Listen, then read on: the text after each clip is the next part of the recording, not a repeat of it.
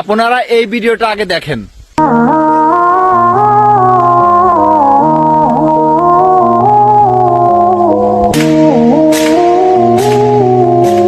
Yes, 1 million views count. Operation successful.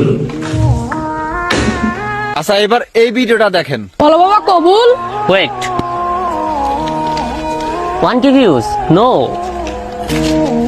10K views? No. 1 million views? Yes, Kobul done. আলহামদুলিল্লাহ, আমিন।